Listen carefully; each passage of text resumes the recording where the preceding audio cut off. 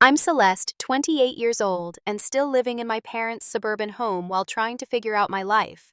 When my phone buzzed with a text from my mom reading, "Emergency family meeting, come home now or we're done with you forever." My stomach dropped to my feet. We've had our disagreements, but they'd never threatened to cut me off before. As I drove home, this overwhelming sense of dread washed over me. What could possibly warrant such an ultimatum? Before I tell you what happened at that family intervention, tell me where you're watching from and subscribe to hear more stories about family dynamics gone wrong. Growing up as the eldest daughter in the Thompson family came with enormous expectations. My father, Richard, built his marketing firm from scratch into a regional powerhouse. My mother, Diana, completed medical school while raising 3 children and now runs a successful pediatric practice. Success wasn't just encouraged in our household, it was the baseline expectation. My sister Amanda, 3 years younger than me, seemed to absorb our parents' drive naturally. She graduated at the top of her high school class, breezed through an Ivy League business degree, and now at 25, she's already climbing the corporate ladder at a prestigious financial firm. Last year, she married her college sweetheart James, who works as a corporate attorney. They just purchased their first home in an exclusive neighborhood, and my mother constantly hints about their plans for children. Then there's my brother Tyler, the baby, at 23.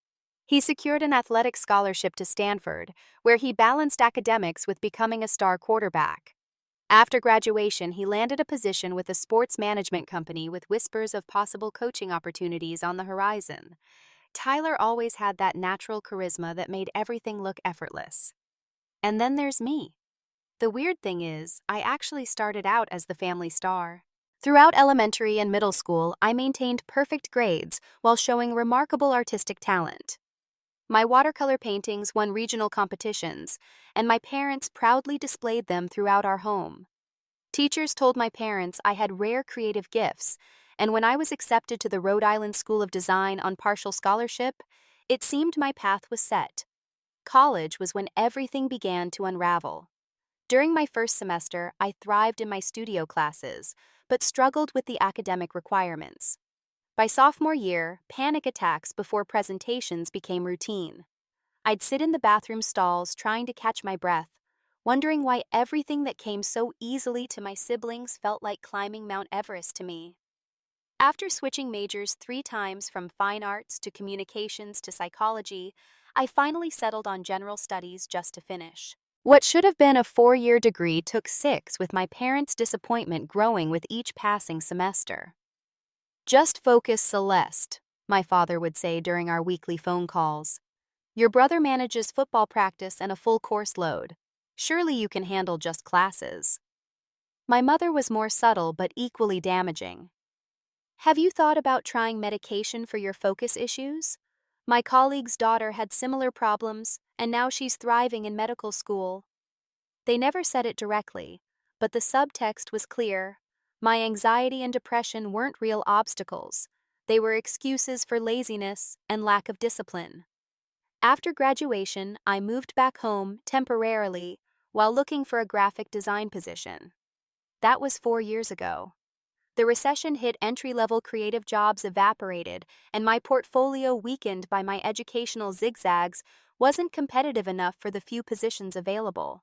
I took a job at Grover's Market to cover my student loan payments, promising my parents it was just for a few months. Somehow those months stretched into years.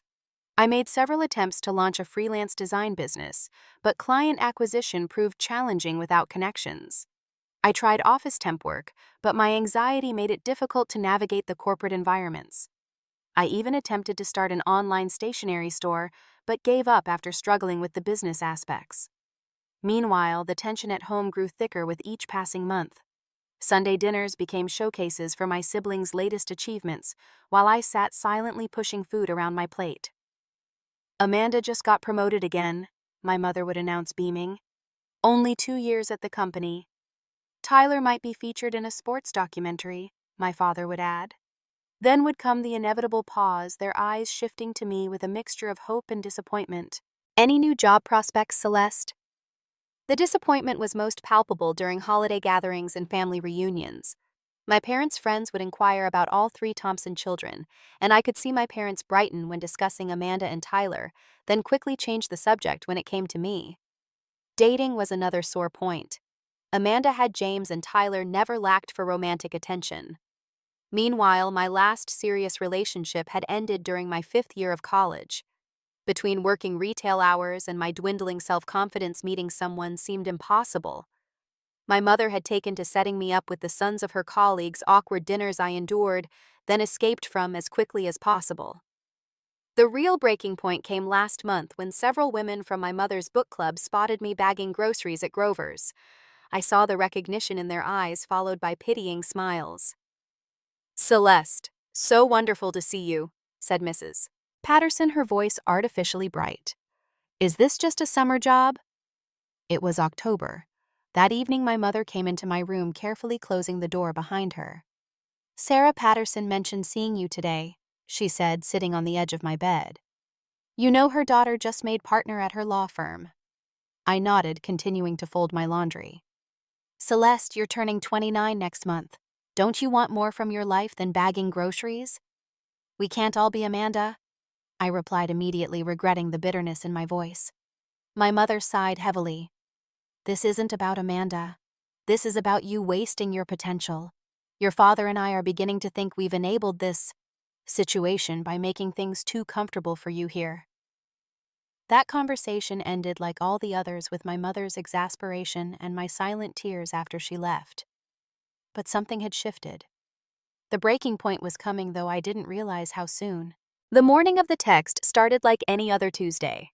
I woke at 6:30 a.m. for my 8:00 a.m. shift, showered quickly, and grabbed a granola bar on my way out. My parents were already gone. Dad to an early meeting, Mom to hospital rounds. Grover's Market was unusually busy that morning. A pipe had burst at the elementary school, giving kids an unexpected day off. So many moms brought them along for grocery shopping. By 11:30 a.m., I'd already dealt with 2 spilled milk incidents and a child who decided to play bowling with oranges. "You've got the patience of a saint," Jackson said, leaning against my register during a rare quiet moment. Jackson had started at Grover's the same week I did 4 years ago, but unlike me, he'd worked his way up to assistant manager. We'd bonded over our shared love of obscure indie films and became close friends despite our different backgrounds. "Not patience, just emotional numbness," I joked, rubbing my aching lower back. "You should ask Sheila for a stool. Standing 8 hours isn't good for anyone." "You know how she is about cashiers sitting. Looks unprofessional." Jackson rolled his eyes. "Take your break soon." I smuggled in some decent coffee to replace that sludge in the break room. At 12:15, I clocked out for lunch and collapsed into a chair in the employee break room, unwrapping my sad peanut butter sandwich. I was scrolling through social media. Another mistake, seeing Amanda's perfect vacation photos from Santorini, when my phone buzzed with a text. From Mom. "Emergency family meeting. Come home now or we're done with you forever." I nearly dropped my phone. My heartbeat accelerated instantly, and I felt cold sweat forming on my palms. We'd had family meetings before, usually to discuss holiday plans or household responsibilities, but never with this level of urgency or threat. I reread the text several times, trying to decipher what could possibly have happened. Had someone died? Was someone ill? Had my parents discovered something in my room? Not that there was anything to discover. My small rebellions these days consisted of staying up too late reading, or occasionally skipping family dinner for a movie with Jackson. The door swung open and Jackson walked in, immediately noticing my expression. "Whoa, you look like you've seen a ghost. What's up?" I showed him the text. "Jesus," he whispered, sitting beside me. "What brought this on?" "I have no idea. Everything was normal this morning." "Maybe it's about your brother or sister." I shook my head. "They would just say that. This is about me." Jackson frowned. "Whatever it is, don't let them steamroll you. You're an adult, not a disobedient teenager." My phone buzzed again. "Mom. We're all waiting. Dad took off work. This is serious." My anxiety spiked higher. Dad never took off work, not even when he had pneumonia last year. "I have to go." I said, standing up shakily. Want me to come with you? Jackson offered. The idea was tempting. Jackson had met my parents several times during house parties and had witnessed firsthand their thinly veiled disapproval of my grocery store friend. Thanks, but I'd better face this alone. Can you tell Sheila I had a family emergency? Jackson squeezed my shoulder. Of course. Call me after no matter what. And remember, stand your ground. You're not doing anything wrong by living your life at your own pace. His words were comforting, but as I gathered my purse and jacket, dread settled deeper in my stomach. Family confrontations never went well for me. I always entered them determined to stand firm, but somehow ended up apologizing for failings I didn't know I had. The drive home was torturous. Every possible scenario played through my mind, each worse than the last. Had I missed paying some bill? Had my mother finally decided my presence was too embarrassing for her social standing? Had they gone through my computer and found my private journal entries? Another text buzzed as I stopped at a red light. Mom, your continued disrespect by not responding is exactly why we're having this meeting. I quickly typed back, on my way, 15 minutes. When I turned onto our street, I immediately noticed all the cars in the driveway. My father's BMW, my mother's Lexus SUV, and to my surprise, Amanda's Tesla, and what looked like Tyler's new sports car. My stomach dropped further. They had called in the entire family. I parked on the street and sat in my car for several minutes, gathering courage. Through the large bay windows, I could see figures moving in the living room. This wasn't just my parents, this was a tribunal. Memories of past family conflicts flooded back. The time my father lectured me for 3 hours about responsibility when I missed a college application deadline. The intervention when my grades slipped sophomore year. The painfully awkward dinner where they listed all the career paths I should consider instead of art. Each time I'd left those encounters feeling smaller, less worthy, less capable of meeting the Thompson family standards. Each time I'd promised to do better, try harder, be more like Amanda and Tyler. Each time I inevitably failed. Taking a deep breath, I finally exited my car.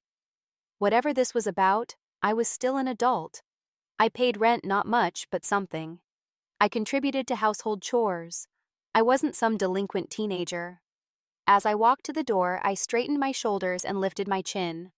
Jackson was right. I needed to stand my ground this time, whatever they were about to throw at me. I pushed open the front door, the familiar scent of my mother's cinnamon potpourri hitting me immediately. The house was unnaturally quiet, no TV, no music, just muffled voices from the living room that stopped abruptly when the door closed behind me. I'm here, I called out, my voice embarrassingly shaky, despite my resolution to stay strong. We're in the living room, my father's stern voice replied. I walked down the hallway past the gallery wall of family photos where my siblings' graduation images dominated, while my few achievements were relegated to smaller frames near the bottom. When I rounded the corner into our formal living room, a space usually reserved for entertaining guests, the scene before me made me stop in my tracks. My parents sat side by side on the sofa, unnaturally stiff and formal.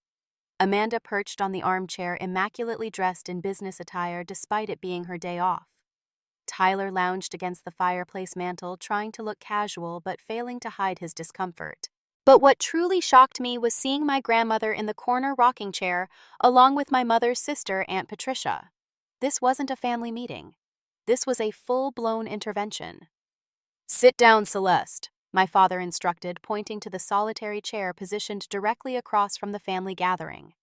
The setup reminded me of a firing squad with me squarely in their sights. What's going on? I asked, remaining standing. Why is everyone here? Sit down. My father's voice left no room for argument. I sank into the chair, feeling like a defendant awaiting sentencing. The silence stretched uncomfortably until my father cleared his throat. Celeste, we've reached the end of our patience, he began, his CEO voice in full effect. You're 28 years old, living in our house, no woman would touch you, no kids, no career, you're a loser. The words hit me like physical blows. Despite preparing myself for criticism in the car, hearing my father actually call me a loser sent a wave of nausea through me. Richard. my grandmother murmured disapprovingly, but he continued as if she hadn't spoken. We've supported you for years, paid for 6 years of college for a useless degree, given you a roof over your head. And what have you done with our investment? You bag groceries. You sleep until noon on your days off. You contribute the bare minimum to this household. My mother reached for his hand, a gesture meant to appear supportive but clearly designed to slow his tirade. Her approach was always more strategic. Honey, what your father is trying to say is that we're concerned about your future, she said. Her pediatrician voice activated the one she used for delivering bad news to parents. At your age, we had established careers, a mortgage, and were starting a family. Not everyone follows the same timeline, Mom. I managed to respond, though my voice sounded small even to my own ears. Amanda scoffed audibly. That's such a cop-out, Celeste. The problem isn't your timeline, it's that you're not on any path at all. She leaned forward, her perfectly highlighted hair falling over one shoulder. My friends laugh when they see you bagging groceries. It's honestly embarrassing to tell people you're my sister. Last week at a networking event, someone asked what you do, and I lied. I said you were a graphic designer working remotely because I couldn't bear to tell them my 28-year-old sister works a high school job. Her words stung more than my father's. Amanda and I had never been close, but we'd at least maintained a veneer of sisterly solidarity in public. Hearing her admit she was ashamed of me broke something inside. Tyler, seemingly uncomfortable with the direct attacks, took a slightly gentler approach.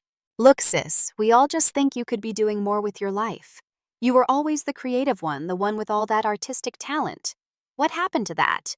You could be designing for big companies or something instead of, well, instead of humiliating the family by working a menial job, my father finished for him.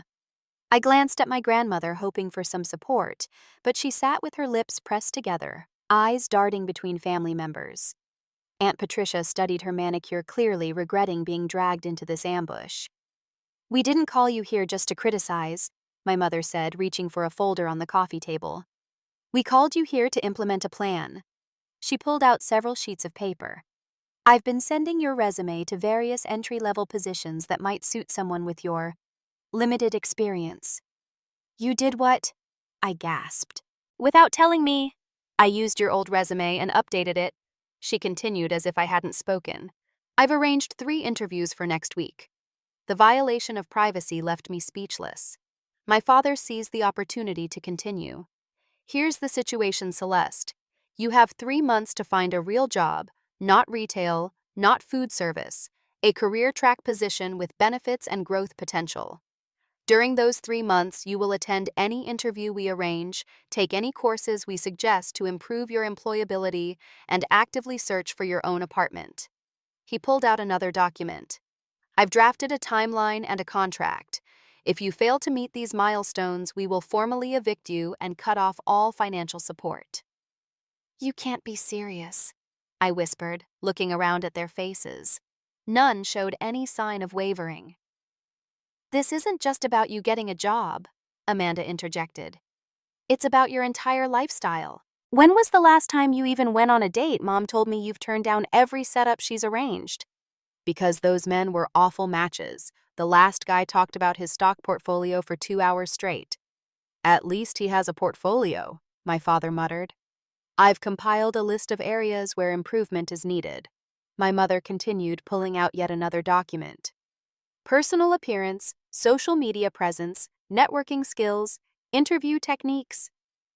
As she read through her itemized list of my failures, I noticed a leather-bound book on the side table, my journal which I kept in my desk drawer. Did you go through my room? I interrupted. My mother paused, having the grace to look slightly embarrassed. We needed to understand the extent of the problem. You read my journal.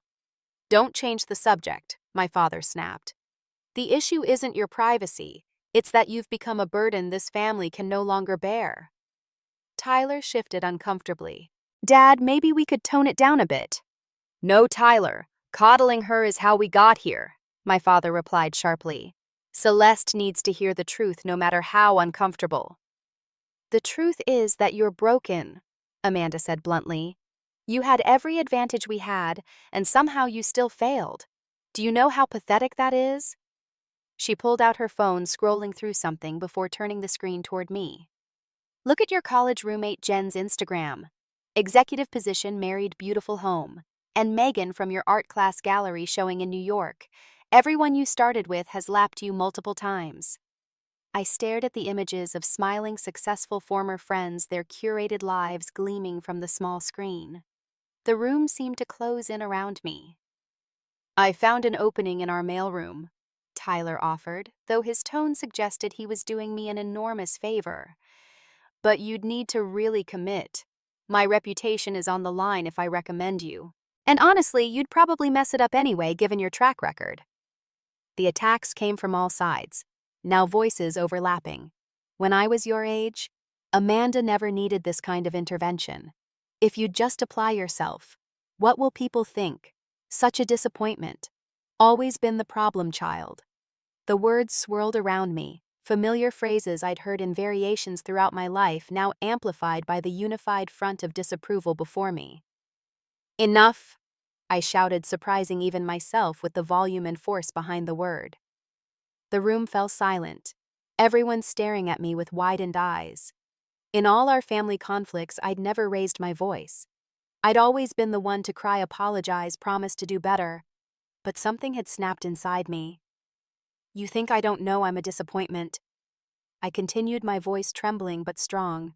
You think I enjoy living in my childhood bedroom at 28, working a job that high schoolers can do? You think I want to be the failure of this perfect family?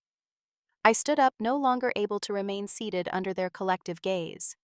You call me broken, Amanda, but have you ever once considered why? Have any of you ever actually listened when I tried to explain my struggles? My father started to interrupt, but I held up my hand, years of suppressed emotions finally demanding release. No, Dad, for once you're going to listen to me. Since college, I've dealt with anxiety and depression so severe, there were days I couldn't get out of bed. Days when simply brushing my teeth felt like climbing Everest.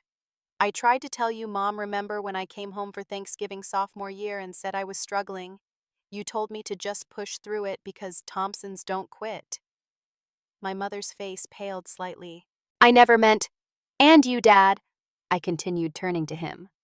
When I finally gathered the courage to see the campus counselor and was diagnosed with an anxiety disorder, you said it was fashionable psychobabble and refused to pay for therapy. That counselor was trying to give you excuses for laziness, he defended. It wasn't an excuse. It was an explanation. An explanation for why everything that comes easily to Amanda and Tyler feels impossible for me. Why I can start projects with all the enthusiasm in the world but can't finish them. Why social situations that they navigate effortlessly leave me exhausted and drained. I paced the room, years of pent-up feelings pouring out. You talk about conditional love, but that's all I've ever felt from this family. Love when I was winning art competitions. Love when I got accepted to RISD. But the moment I started struggling, that love became criticism, disappointment, and now apparently an eviction notice. I turned to Amanda. You're ashamed of me. Well, I'm ashamed of how shallow you've become. Your entire self-worth is wrapped up in your job title and what handbag you're carrying. When was the last time you created anything just for the joy of it?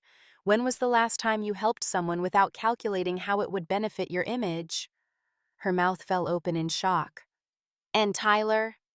I continued, facing my brother, who at least had the decency to look uncomfortable. You've had every door opened for you your entire life. Athletic talent, natural charisma, even your internship came through Dad's golf buddy. You have no idea what it's like to struggle against your own brain every single day just to accomplish the basics. I took a deep breath, my hands shaking. Yes, I work at a grocery store. Yes, I live at home. Yes, I'm single. But I'm not lazy and I'm not a loser. I volunteer at the senior center on Thursdays, bet you didn't know that. I help elderly customers carry their groceries and listen to their stories because many of them are lonely and forgotten by their families, much like how I feel in this one. My voice broke slightly. I write poetry that I never show anyone because everything I create has been judged and found wanting by this family. I've tried to rebuild my confidence piece by piece after you all shattered it, telling me I wasn't enough, wasn't trying hard enough, wasn't achieving enough. To my surprise, my grandmother cleared her throat. All eyes turned to her as she slowly rose from her rocking chair. "I think Celeste has a point," she said, her voice frail but firm. "Mother, please," my mom started, but Grandma waved her off. "No, Diana. You asked me here to help talk sense into her, but I'm hearing more sense from her than from any of you." She walked carefully to stand beside me. "Did you know that I was considered the family failure for many years?" This revelation caught everyone by surprise. "Before I met your grandfather, I dropped out of college to pursue painting. My parents were mortified. They cut me off financially, and I lived in a tiny apartment with 3 roommates working as a secretary to pay bills. It took years before I found my way, met your grandfather, and settled into the life everyone expected of me. But those years of struggle, they weren't wasted. They taught me who I was outside of family expectations." She placed a gnarled hand on my arm. "What I hear today isn't concern for Celeste. It's concern for how her choices reflect on all of you." My father stood up, face flushed with anger. "This isn't about appearances. This is about Celeste refusing to grow up and take responsibility for her life." "Is that what you tell yourself, Richard?" Grandma asked mildly. "Because from where I'm standing, it looks like you're more concerned with what your golf buddies think than with your daughter's well-being." "This is ridiculous," he sputtered. "The ultimatum stands. 3 months, Celeste. Get a real job, find an apartment, or you're cut off. End of discussion." My mother dabbed at her eyes with a tissue. "I've been so worried about you that my blood pressure is through the roof. Dr. Williams had to adjust my medication last week. Is that what you want? To make your mother ill with worry?" The manipulation was so transparent it almost made me laugh. Almost. "I'm not trying to hurt anyone," I said quietly. "I'm just trying to find my way, and your constant pressure and disappointment make that nearly impossible." Amanda rolled her eyes dramatically. "Classic Celeste making herself the victim again," she whispered loudly to Tyler. That was the final straw. I walked to the coffee table, picked up the contract my father had prepared, and tore it in half. "I won't be signing this, and I won't be staying here tonight." I headed for the door, ignoring their calls after me. In my bedroom, I quickly grabbed my backpack and stuffed it with essentials. A change of clothes, my toothbrush, my journal, which they'd thoughtfully returned to my room after invading my privacy, and my laptop. As I walked back through the living room toward the front door, my father stood blocking my path. "If you walk out that door, don't expect us to welcome you back with open arms," he warned. I looked him directly in the eyes. "I stopped expecting that a long time ago." Then I walked past him out the door and to my car. Only when I was safely inside with the engine running did I allow the tears to come, great heaving sobs that made it impossible to drive. I sat there crying for what felt like hours, watching my phone light up with texts and calls from everyone except the one person who had actually defended me, my grandmother. When I finally caught my breath enough to drive, I had no destination in mind. I just needed to get away.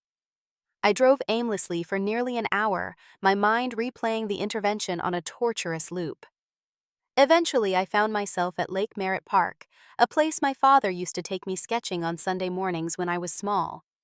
Before expectations and disappointments came between us, when my artistic talent was still something that made him proud, rather than frustrated by its lack of marketability.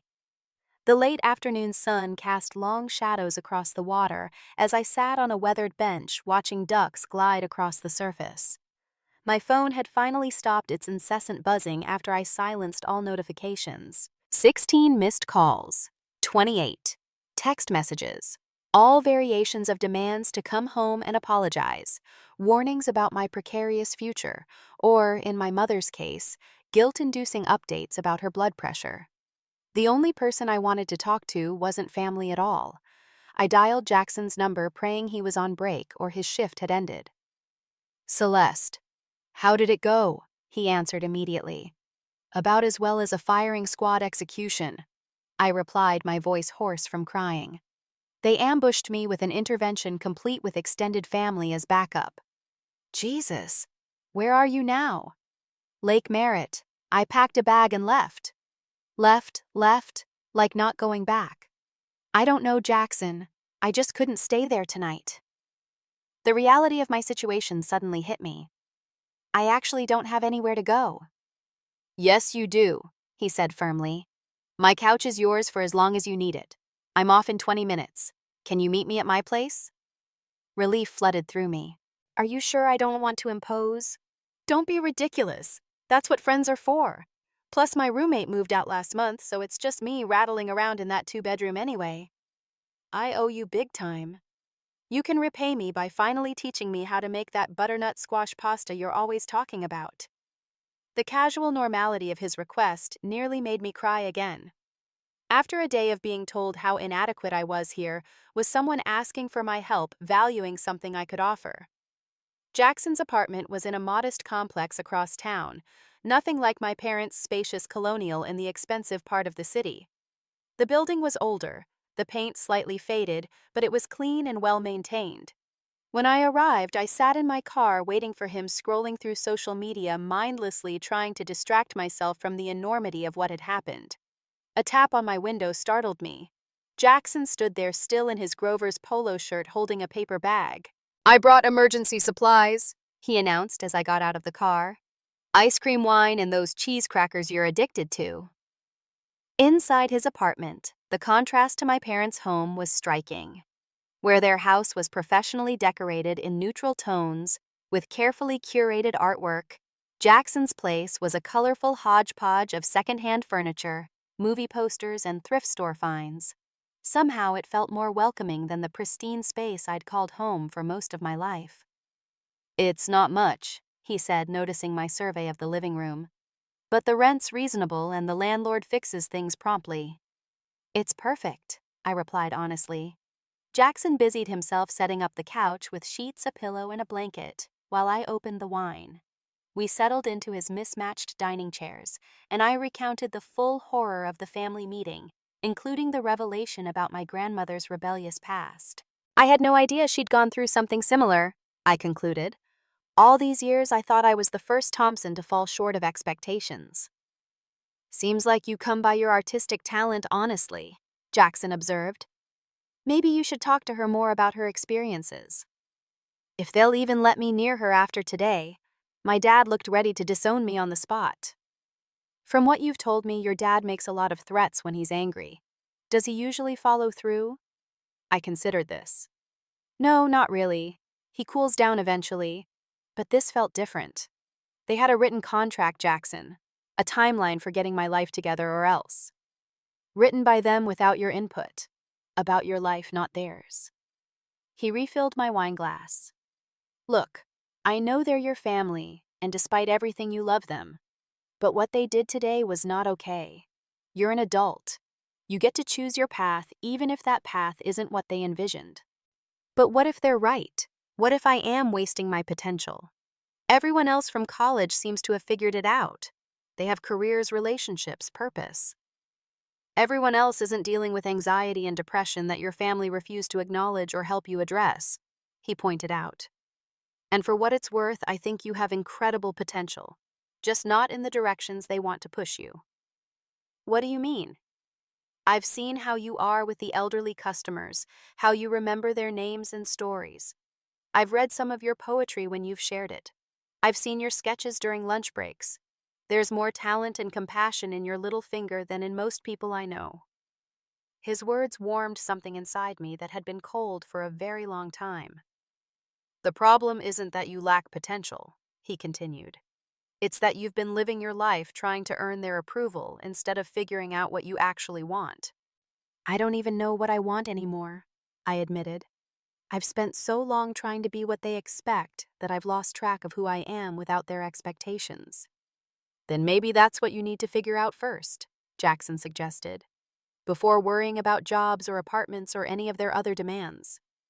We talked late into the night about families and expectations, dreams deferred and paths not taken. Jackson shared his own story, how his parents had expected him to take over the family plumbing business, their disappointment when he pursued education instead, and how he'd ended up at Grover's after his teaching position was eliminated in budget cuts. I'm still working toward getting back into teaching, he explained. Taking online classes, substitute teaching when I can get assignments. But in the meantime, I don't see Grover's as some shameful failure. It's just a waypoint, not the destination. His perspective shifted something in my thinking. I'd been viewing my job as evidence of my failure rather than simply one chapter in a longer story. That night, sleep eluded me despite my exhaustion. I scrolled through old photos on my phone, family vacations, college days, the last art show I'd participated in before graduating. Somewhere along the way, I'd lost the spark that once made creating art so joyful. When had approval become more important than expression? As dawn broke, I slipped out from under the blanket and took my laptop to the small balcony overlooking the apartment complex's courtyard. Opening a blank document, I began to type, not a resume or job application, but something far more important, a plan for reclaiming my life on my own terms. The next morning after Jackson left for work, I returned to Lake Merritt with my laptop. The early morning light created a completely different landscape than yesterday's sunset, clearer, sharper, full of possibility rather than melancholy. I settled on the same bench and continued working on what I'd started at dawn. Not a plan to meet my parents' expectations, but a roadmap to discover my own desires and capabilities. I listed my genuine strengths: compassion, creativity, attention to detail, my actual interests, art, working with the elderly, writing, and potential paths that might combine these in sustainable ways. For the first time in years, I allowed myself to dream without immediately dismissing ideas as impractical or disappointing to my family. What if I pursued art therapy? What if I combined my writing with my empathy for seniors and created a memoir writing service to help them preserve their stories? What if I looked into community college courses in digital marketing to supplement my outdated design skills? I was so absorbed in my planning that I almost missed a call from an unexpected name on my screen. Grandma Thompson. "Celeste, are you all right, dear?" Her voice sounded concerned when I answered. "I'm okay, Grandma. Staying with a friend." "Good, good. I wanted to speak with you privately away from your parents' influence. Could we meet for coffee? Just the two of us." An hour later, I was seated across from my grandmother at a small cafe equidistant from both our locations. Despite being in her 80s, she arrived independently, having called a rideshare service, a technological adaptation that had surprised the family when she insisted on learning to use smartphones. "Your mother thinks I'm at my weekly bridge game," she confided with a mischievous smile I'd rarely seen. "Some conversations are better had without an audience." She stirred her tea thoughtfully. "What I started to say yesterday before your father's temper derailed the conversation is that I understand your position better than anyone in that room." "You mentioned dropping out of college to paint," I prompted. "Yes, in 1962, not exactly a time when young women were encouraged to pursue artistic careers." She sipped her tea. My parents were horrified. My father was a banker, my mother a dedicated homemaker. They had my life planned out: college degree, suitable husband, children, charity work. Proper and predictable. What happened? I met a group of artists in my sophomore year, real bohemian types. They introduced me to modern art movements, took me to galleries showing works that shocked and thrilled me. For the first time, I saw possibilities beyond the narrow path laid out for me. She described dropping out her parents' ultimatum, the tiny apartment in the city's arts district, the struggle to pay bills while carving out time for painting. "I was happy, Celeste. Poor as a church mouse, working menial jobs but creating art that expressed something true. Then I met your grandfather at an exhibition where I was showing he was there with a client completely out of place among the avant-garde crowd." Her eyes grew misty. "He was different, appreciated my work without trying to change me. We fell in love, married, and gradually I set painting aside for family life. Not because he asked me to, but because priorities shift." "Do you regret it?" I asked. "Giving up your art?" "Sometimes," she admitted. "But here's what your parents don't understand. It was my choice. The years I spent pursuing art weren't wasted. They were essential to discovering who I was, apart from family expectations. Only after that could I freely choose another path." She reached across the table to take my hand. "Your parents think they're protecting you from failure, but they're actually preventing you from finding your own way. Richard was always like this, determined to control outcomes, terrified of uncertainty." Dad terrified. The concept seemed impossible. Oh, yes. Did you know he almost lost everything in his third year of business, nearly bankrupt considering closing the firm? Your mother was supporting the family on her residence salary. He never speaks of it because in his mind, acknowledging struggle equals admitting weakness. I sat back stunned. I had no idea. And Amanda. Her perfect marriage, James has consulted divorce attorneys twice in the past year. She doesn't know I overheard her crying to your mother about it last month. What? But they seem so perfect together.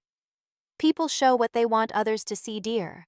The Thompson family specialty is maintaining appearances. She squeezed my hand.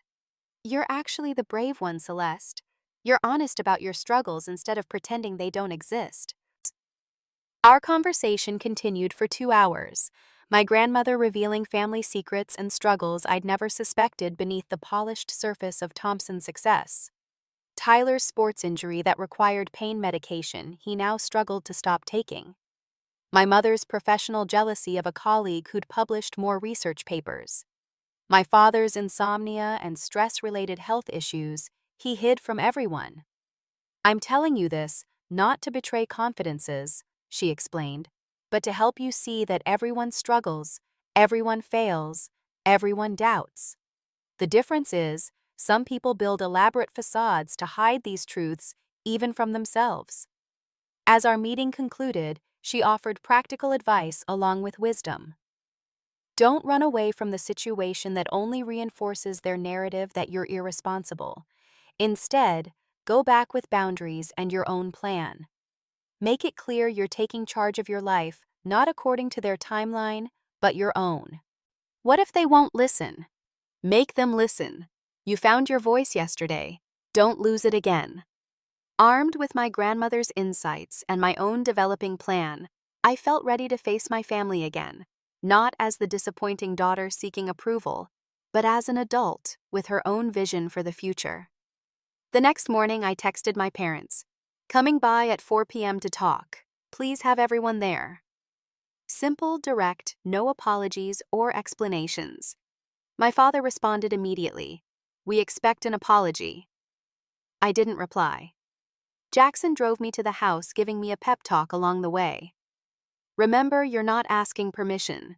You're informing them of your decisions. What if they kick me out on the spot? Then you stay with me until you figure out next steps. But they won't. From everything you've told me about your parents, they care about appearances too much to have their daughter homeless. I smiled weakly. That's cynical, but probably accurate. Want me to wait outside? I brought a book. He held up a dog-eared paperback. No, I need to do this myself, but thank you for everything. That's what friends are for. He squeezed my hand. Text me when you're done and I'll come get you. Unless you're staying. I haven't decided yet. Approaching the front door felt different this time. Instead of dread, I felt a strange calm. I had nothing left to lose. They'd already said their worst, and I'd survived it. The family was assembled in the same room, though in less formal arrangement. My mother jumped up when I entered. Celeste. We were so worried. Where have you been? With a friend, I replied, keeping my voice even. I needed space to think. You could have called, my father said stiffly. I silenced my phone after the 17th guilt-inducing text. May I sit down? They seemed taken aback by my composure. I placed my backpack on the floor and sat in the same chair as before, but this time I didn't feel like a defendant. I opened my laptop. I've spent the past day thinking about everything that was said, and I've made some decisions about my future. Celeste, before you start, my mother began, but I held up my hand. Please let me finish. Then you can respond. The assertiveness was new, and it momentarily silenced her. I acknowledge that living here at 28 isn't ideal for any of us. I also recognize that my current job doesn't utilize my education or skills fully. These are valid concerns, and I'm addressing them. But the way you communicated these concerns was unacceptable. My father's face reddened, but before he could interrupt, I continued. I've developed a plan not based on your 3-month ultimatum, but on what's realistic and healthy for me. I turned my laptop screen toward them, showing the detailed outline I'd created. First, I'm enrolling in a digital marketing certificate program at the community college.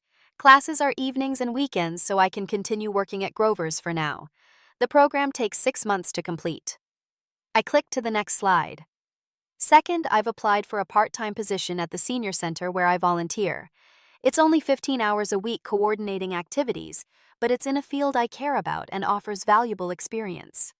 Another slide. Third, I've been freelance writing for a local blog for the past 3 months, something none of you knew because you never asked about my interests. The editor has offered me more regular work writing senior-focused content. My mother's surprise was evident. You've been writing professionally. Why didn't you tell us? Because every achievement I've ever shared has been measured against Amanda's or Tyler's and found wanting. It was easier to keep it private than face more disappointment. That landed hard. My father shifted uncomfortably. As for living arrangements, I continued, I've calculated a realistic timeline for saving for my own apartment. With my current salary plus the senior center position and writing gigs, I can save enough for security deposit and first month's rent within 9 months. I closed the laptop. This is not a negotiation. This is me informing you of my plan. It's not as fast as your 3-month timeline, but it's realistic and sustainable. If that's not acceptable to you, I'll gather my things today and move in with a friend while working toward these same goals. The silence that followed was heavy with tension.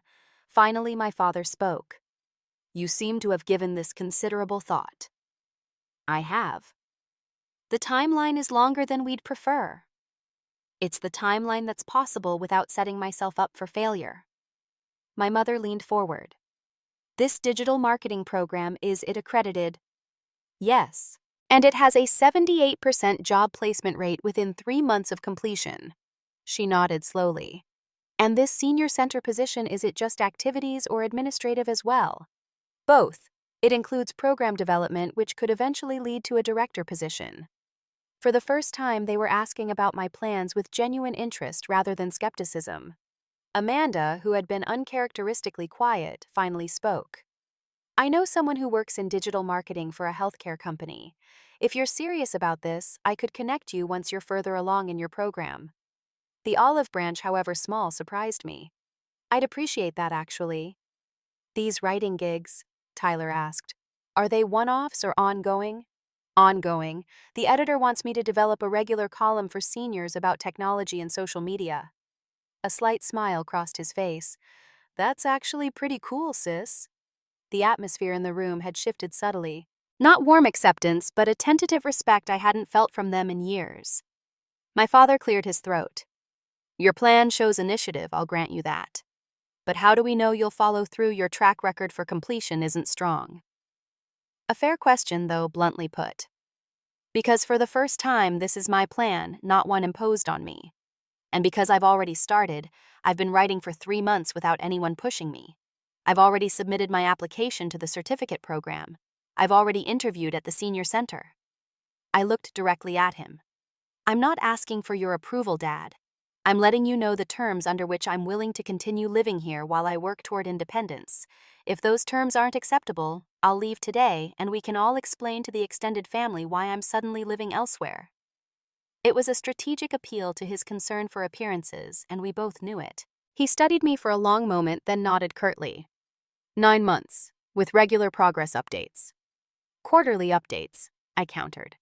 And I'll pay an additional $100 monthly toward household expenses. $200.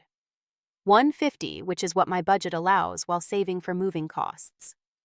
After a moment's consideration, he extended his hand. Agreed. We shook on it, not the loving resolution of a family movie, but a business transaction between adults. Somehow that felt more meaningful than empty declarations of understanding would have. As the formal discussion concluded, my mother insisted I stay for dinner. The meal was awkward, but not hostile. Small talk replaced deep conversation, everyone carefully avoiding the emotional landmines of the past 2 days. After helping with dishes, I returned to my room, still mine, at least for now. The space looked different somehow, as if my perspective shift had physically altered the surroundings. I unpacked my backpack and texted Jackson, "Staying here tonight. Tell you everything tomorrow." His reply came immediately. Proud of you. 3 simple words that meant more than all the conditional praise my family had doled out over the years. 3 months passed with surprising swiftness. My digital marketing classes challenged me in ways that felt productive rather than defeating. The senior center position evolved to include developing a digital storytelling program, where I helped elderly residents record their life histories for their families, combining my artistic background with my newfound marketing skills. Living at home remained complicated. Old patterns threatened to reemerge, but my boundaries held firm. I declined Sunday dinners when I had assignments due. I stopped engaging when my mother made passive-aggressive comments about my appearance or dating life. I paid my agreed contribution to household expenses promptly each month. Slowly, subtly, the family dynamic began to shift. My father, initially skeptical, grew curious about my coursework when he realized it overlapped with his business interests. We had our first civil conversation in years when he asked about social media marketing strategies for his company.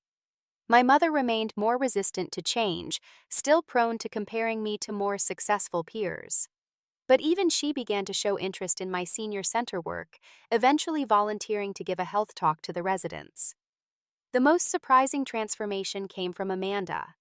During a rare moment alone when she visited for dinner one evening, she confided that her marriage was struggling. James works constantly. When he is home, he's distant. We haven't had a real conversation in months. She twisted her wedding ring nervously. Everyone thinks we're this perfect power couple, but most nights I fall asleep alone while he works in his home office. I'm sorry, I said, genuinely meaning it. That sounds really lonely. It is. She hesitated. I've been thinking about what you said during the intervention about my self-worth being tied to job titles and handbags. You weren't entirely wrong. The admission clearly cost her pride. I didn't gloat. All those people I wanted you to impress, I'm not even sure I like them, she continued. My friends who laughed about you working at Grover's, one of them was fired last month for ethical violations. Another one drinks too much at every function but pretends everything's perfect on Instagram. Social media versus reality, I observed. Exactly. She looked at me with unexpected vulnerability. How did you do it? Stop caring so much about what others think. I haven't entirely. I just shifted whose opinions matter to me. Jackson's matters. My senior center residents matter. Grandma's matters. Random society people. Not so much. For the first time in our adult lives, Amanda and I had a genuine conversation, sharing insecurities instead of competing.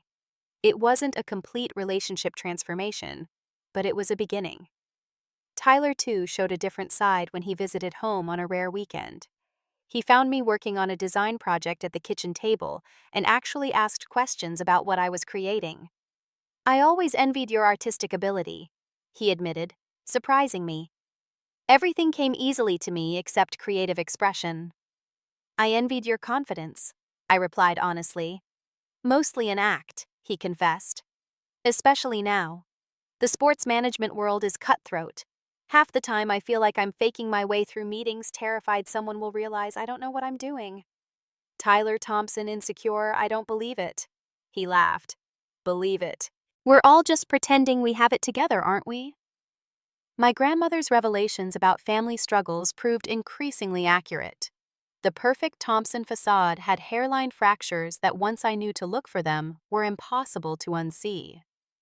The most significant milestone came at exactly the 3-month mark, the original deadline my parents had set. During dinner that evening, my father cleared his throat.